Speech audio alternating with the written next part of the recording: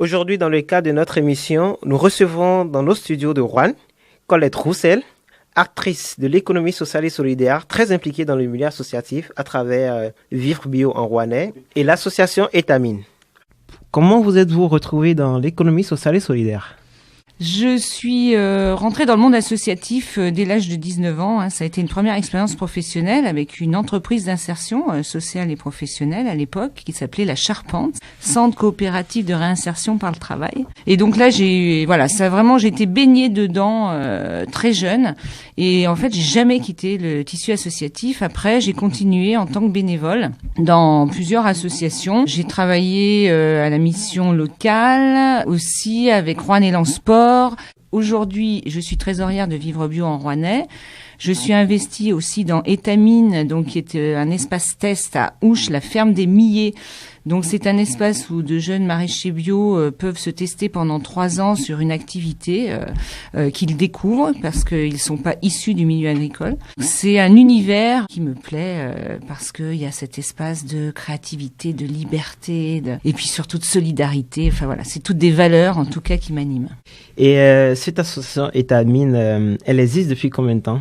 Elle est récente, elle existe depuis 1 an et demi.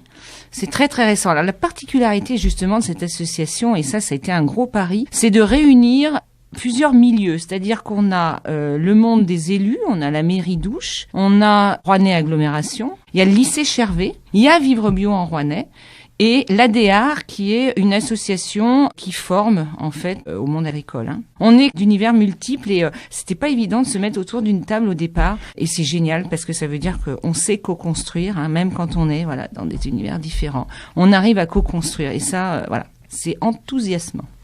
Bien entendu, c'est vraiment ça le but de l'économie sociale et solidaire, créer un effet de synergie entre les acteurs du territoire.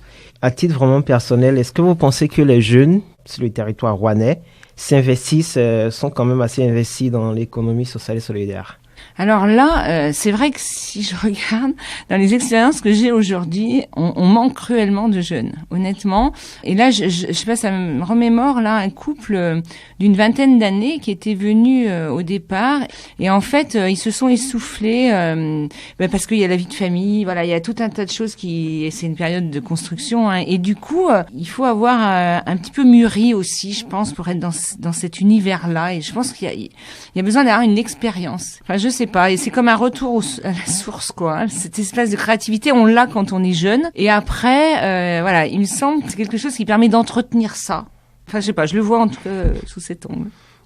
Mais d'une façon générale, est-ce que grâce aux activités qui existent dans le cadre de l'économie sociale et solidaire, est-ce qu'il y a vraiment cet effet de dynamisme du territoire? Est-ce que ça rend vraiment attractif? Est-ce que ça crée vraiment de l'activité d'une façon générale?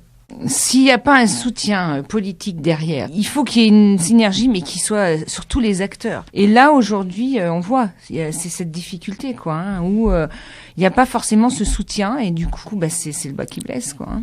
C'était Colette Roussel, enseignante à l'IUT de Rouen et actrice de l'économie sociale et solidaire. Retrouvez-la à travers l'association Étamine sur le site internet étamine.org. Aujourd'hui, dans le